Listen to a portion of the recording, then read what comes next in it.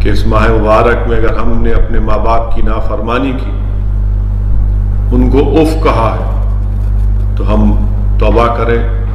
اپنے ماں باپ اگر زندہ ہیں تو ان کو راضی کریں، کیونکہ حضرت جبریل دعا کر رہے ہیں کہ ہلاک ہو جائے وہ شخص جس نے ضعیف ماں باپ کو پایا ان کی خدمت نہ کی. اگر ہم کہیں پر بیٹھے ہیں اور رحمت اللہ علیہ صلی اللہ علیہ وسلم کا ذکر ہوتا ہے، بلکہ ہر وقت آقا کا ذکر ہونا چاہیے، ہر وقت آقا کا ذکر ہونا چاہیے، اور وہاں پر ہم درود السلام نہیں پڑھتے ہیں رحمت اللہ علیہ صلی اللہ علیہ وسلم پر، تو جبریل امین دعا کر رہے ہیں، کملی والے آقا آمین کہہ رہے ہیں. اور الحمدللہ اللہ نے ہم کو زندہ رکھا اور یہ ماہ مبارک رمضان عطا کیا، اور ہم کو اللہ نے یہ توفیق بھی دی کہ ہم روزہ رکھیں. اور اگر ہم نے رمضان میں اس کی قدر نہیں کر رہے ہیں تو حضرت جبریل دعا کر رہے ہیں کہ ہلاک ہو جائے وہ شخص جس نے رمضان کو پایا اس کی قدر نہیں کی. میرے عزیز دوستوں اور بزرگوں، اسی لیے یہ مغفرت کا دہا ہے. ہم تمام کو یہ پوری کوشش کرنی چاہیے کہ ہم اس ماہ مبارک میں جو نزول قرآن کا مہینہ ہے اس میں ہم روزے رکھیں، پابندی کے ساتھ رکھیں. اگر میرے کوئی غیور نوجوان ساتھی کسی بنا پر یا اپنی ان سے غلطی ہوئی ہے روزے نہیں رکھ سکے ہیں، میری آپ سے گزارش ہے کہ فوراً جو رمضان کے ابھی دن باقی ہیں اس کی قدر کرو میرے عزت دار بھائیوں اور بہنوں، اور فوراً آج ہی سے یہ نیت کرو کہ میں رمضان میں روزے رکھوں گا اور اس کی قدر کروں گا. کیونکہ یاد رکھیے، میں نے پہلے بھی کہا تھا، آج بھی آپ کے سامنے عرض کر رہا ہوں کہ حدیث شریف میں آیا کہ اللہ کے رسول صلی اللہ علیہ وسلم نے فرمایا کہ اس ماہ مبارک میں جہنم کے دروازوں کو بند کر دیا جاتا ہے، شیاطین کو جھکڑ دیا جاتا ہے، جنت کے دروازوں کو کھول دیا جاتا ہے، اور اس ماہ مبارک کی ہر رات کو، ہر شب میں اللہ سبحانہ و تعالیٰ اپنی شان کے مطابق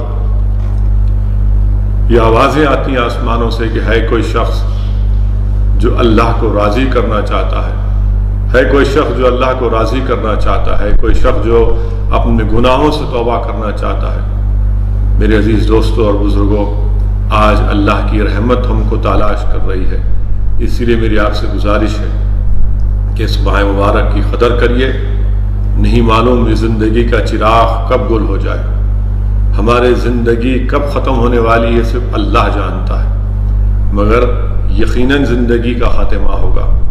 اور ضرورت اس بات کی ہے کہ ہم اپنے گناہوں سے توبہ کریں، اپنے اعمال میں نیکیوں کا اضافہ کریں.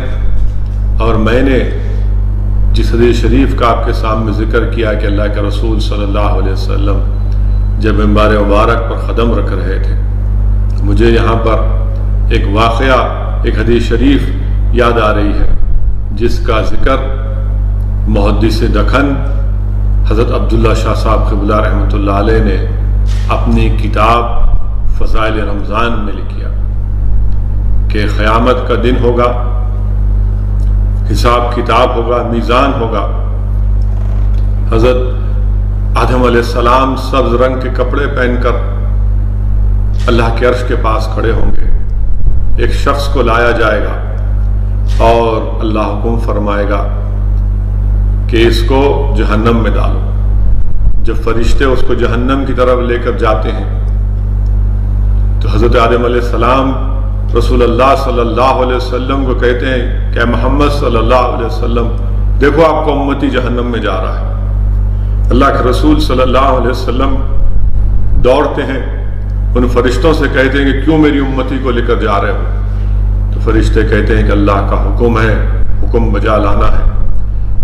اللہ کے رسول صلی اللہ علیہ وسلم رحمۃ اللہ علیہ اللہ کی عرش کی طرف دیکھ کر عرض کرتے ہیں، اللہ تو نے جو مجھ سے وعدہ کیا اس کو پورا کر دے. اللہ سبحانہ و تعالیٰ فرشتوں کو حکم فرمائے گا کہ محمد صلی اللہ علیہ وسلم نے جو کہا اس حکم کو بجا لاؤ.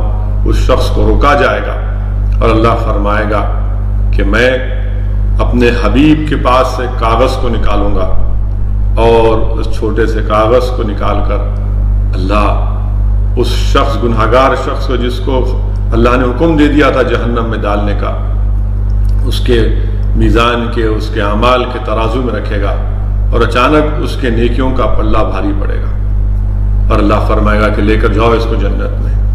وہ شخص حیران حیران دیکھے گا اللہ کے رسول صلی اللہ علیہ وسلم کی طرف اور کہے گا کہ آپ کون ہیں؟ کتنا نورانی چہرہ آپ کا، آپ کون ہیں؟ تو رحمت للعالمین صلی اللہ علیہ وسلم ارشاد فرمائیں گے کہ میں وہ ہوں جو تو دنیا میں مجھ پر درود السلام بھیجتا تھا، آج اس درود السلام کی وجہ سے اللہ نے تیری مغفرت کر دی۔ میرے عزیز دوستوں اور بزرگوں، یہ درود السلام کی اہمیت ہے کہ جو آج اللہ ہم کو زندہ رکھنے کا موقع عنایت فرما رہا ہے۔ ہم کثرت سے روزے رکھیں، قرآن کریم کی تلاوت کریں، اپنے ماں باپ کو راضی کریں، ان کو اف تک نہ کہیں۔ حدیث شریف میں آیا کہ ایک شخص کے اعمال اس کے میزان میں ترازو میں برابر ہو جائیں گے، اچانک اس کے گناہوں میں اضافہ ہو جائے گا۔ معلوم ہوگا کہ اس کے گناہوں میں اس کے اعمال میں اضافہ اس لیے ہوگا کیونکہ اس نے اپنے ماں باپ کو اف کہا تھا۔ صرف اف کی بنیاد پر اس کو اللہ حکم فرمائے گا کہ تو نے اپنے ماں باپ کو اف کہا تھا، اس کو جہنم میں ڈال دو۔ جب اس شخص کو لے کر جایا جائے گا تو اس کا بیٹا کہے گا میں بھی جہنم میں جا رہا ہوں، میری نیکیاں میرے باپ کو دے دو، میری نیکیاں میرے والد کو دے دو، روتے کہے گا۔ تو اللہ سبحانہ و تعالیٰ کی رحمت جوش میں آئے گی۔ اللہ کہے گا کہ جب آج تم میری رحمت سے امید کر رہے ہو تو اللہ سبحانہ و تعالیٰ ان کو معاف کر دے گا۔ میرے عزیز دوستوں اور بزرگوں، میری عزت دار ماں اور بہنوں،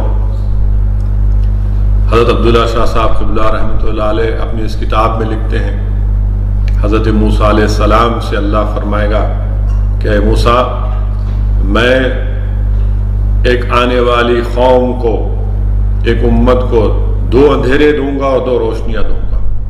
حضرت موسیٰ علیہ السلام پوچھیں گے اللہ 2 اندھیرے کون سے ہیں؟ تو اللہ سبحانہ تعالیٰ فرمائے گا 2 اندھیرے، ایک خبر کا اندھیرا ہوگا اور ایک جس دن حساب کتاب ہوگا وہ اندھیرا ہوگا۔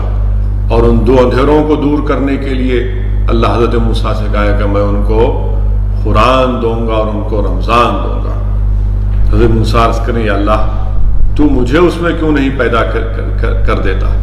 تو اللہ فرمائے کہ نہیں موسیٰ علیہ السلام سے اللہ عرض کرے گا کہ وہ بہت بعد میں آنے والی امت ہے۔ میرے عزیز دوستوں اور بزرگوں، خبر کا اندھیرا، حشر کے میدان کا اندھیرا کیسے دور ہوگا؟ اللہ حضرت موسیٰ سے عرض فرما رہا ہے کہ قرآن سے اور رمضان سے اندھیرے دور ہوں گے۔ مجھے یہاں پر امام احمد بن حنبل رحمۃ اللہ علیہ کا واقعہ یاد آ رہا ہے کہ امام احمد بن حنبل رحمۃ اللہ علیہ خواب میں اللہ سے پوچھتے ہیں کہ یا اللہ تجھ سے قریب ہونے کی سب سے بہترین عبادت کیا ہے؟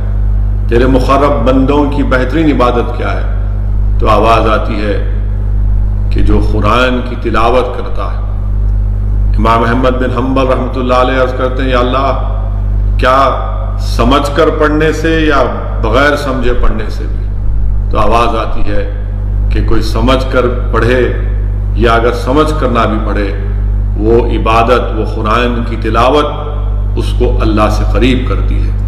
میرے عزیز دوستوں اور بزرگوں، میرے غیور نوجوان ساتھیوں، اپنی زندگیوں پر غور کرو میرے نوجوانوں۔ تم قوم اور ملت کا مستقبل ہو میرے نوجوان ساتھیوں، میرے نوجوان بھائیوں اور بہنوں، تم قوم کا مستقبل ہو۔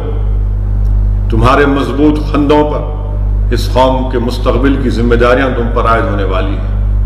اگر تم گر جاؤ گے تو قوم کا مستقبل خراب ہو جائے گا۔ میرے عزت دار نوجوان ساتھیوں، کیا تم کو یہ پتہ بھی ہے کہ قرآن شریف کے کل کتنے حروف ہیں؟ آج تم انسٹاگرام پر، سنیپ چیٹ پر تمہارے پاس بے شمار نالج ہے، ماشاءاللہ ہر چیز کا علم ہے تمہارے پاس۔ افسوس کے ساتھ یہ بھی کہنا پڑتا ہے کہ تمہاری زبانوں پر کئی واہیات قسم کے ترانے بھی تم کو یاد ہیں، مگر کیا تم نے کبھی یہ سوچا میرے نوجوان ساتھیوں کہ کل قرآن کے کتنے حروف ہیں؟ پوری قرآن کے کتنے حروف ہیں؟ میں آپ سے عرض کر رہا ہوں کہ اس کو بھی یاد کر لو، یہ علم تم کو کام میں آئے گا، دنیا میں بھی، خبر میں بھی اور آخرت میں بھی۔ پورے قرآن کے کل حروف 1,27,000 ہے، 1,27,000 ہے۔ ایک قرآن کی آیت پڑھو 100 گنا ثواب ملے گا، درجات بلند ہوں گے، گناہ اتنے معاف ہوں گے۔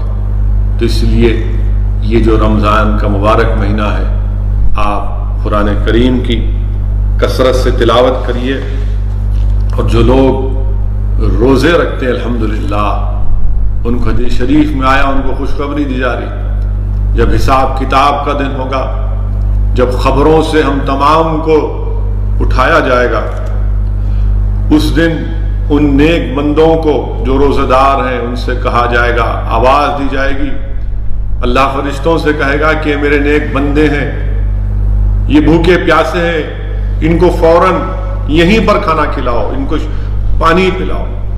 میرے عزیز دوستوں اور بزرگوں، اسی لیے اللہ سبحانہ و تعالی قرآن کریم کے سورہ الحاقہ میں فرمائے گا جب قیامت قائم ہوگی تو اللہ فرمائے گا کھاؤ اور پیے مزے کرو جو تم نے دنیا میں نیک اعمال کیے تھے۔ یہ روزدار کا انعام ہے، اور ضروری ہے کہ ہم اپنی زبان کو، اپنی آنکھ کو، اپنی سوچ کو تمام غلط چیزوں سے دور رکھیں۔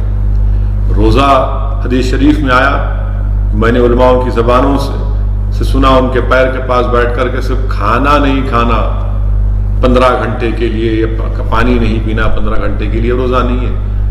روزے کا مطلب یہ ہے، روزہ کیا ہے؟ ڈھال ہے، اور ڈھال کیا ہے؟ نفس کشی ہے، کہ آپ اپنے آنکھ کو بھی غلط چیزوں کی طرف نہ دیکھیں۔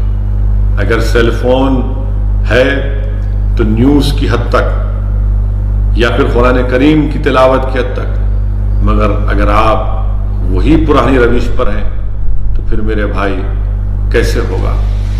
آج ہم دیکھتے ہیں کہ حیدرآباد میں افسوس کے ساتھ کہنا پڑتا ہے کہ ایک شخص ایک دلت لڑکی سے جا کر اس پر حملہ کرتا ہے۔ رمضان کا مہینہ ہے، نام اتنا بڑا نام اور کام اتنا بڑا گندا، اور وہ بھی مبارک مہینے میں۔ اس شخص کو اتنا بھی لحاظ خیال نہیں آیا کہ بھائی جس مہینے میں جہنم کے دروازوں کو بند کر دیا گیا، شیاطین کو جکڑ دیا گیا، جنت کے دروازے کھول دیے گئے ہیں، اللہ کی رحمت جوش میں ہے، مگر اس کے باوجود بھی یہ شخص ایک دلت لڑکی پر جا کر حملہ کرتا ہے۔ افسوس کی بات ہے، شرمندگی ہوتی ہے، کیا ایسی حرکت اس ماہ مبارک میں بھی ہو سکتی ہے؟ مجلس اتحاد المسلمین، ان لوگوں سے ہمارا کوئی تعلق ہے نہ کبھی رہے گا۔ مجلس اتحاد المسلمین کے تعلق سے مخالفین کہتے ہیں کہ یہ کون ہے؟ ہمارا ان سے کوئی تعلق نہیں ہے۔ ہمارے رکن اسمبلی نے اس دلت خاندان کے ساتھ ان سے ملاقات کی اور اس کی مذمت کی، اور انشاءاللہ تعالی ہم پوری کوشش کریں گے کہ ہماری اس دلت بہن کو انصاف مل سکے۔ جو شخص اس طرح کی حرکت کرتا ہے یہ انسان کہلانے کی بھی لائق نہیں ہے۔ دوسری بات، اعظم پورہ حیدرآباد میں 2 مسلمان کسی پیسوں کے اوپر لڑ کر ایک قتل کر دیا، چاقوں سے مار لیا۔ میرے عزیز دوستوں اور بزرگوں، کیسی زندگی تم گزار رہے ہو؟ شیطان کو جکڑ دیا گیا، مگر تمہاری فطرت میں جو شیطانیت باقی ہے وہ اس مبارک مہینے میں بھی تم شیطانیت پر اترتے ہو۔ افسوس کی بات ہے، افسوس کی بات ہے کہ دلت لڑکی پر اس پر حملہ کرنا، اس کو سیکشل اسالٹ کرنا، اور پھر 2 لڑتے ہیں مسلمان پیسوں کے لیے۔ کہاں جا رہے ہو میرے بھائی؟ کیا جواب دو گے؟ ایک دن مرنا ہے، یاد رکھو، ہر چیز کا جواب دینا ہے اللہ کی بارگاہ میں۔ یہ افسوسناک واقعات ہم کو شرمندہ کرتے ہیں۔ میرے عزیز دوستوں اور بزرگوں، حدیث شریف میں آیا، حدیث قدسی ہے، اللہ کے رسول صلی اللہ علیہ وسلم نے فرمایا کہ اللہ فرماتا ہے جو بندہ میرے لیے روزہ رکھتا ہے میں اس کو تندرست رکھوں گا۔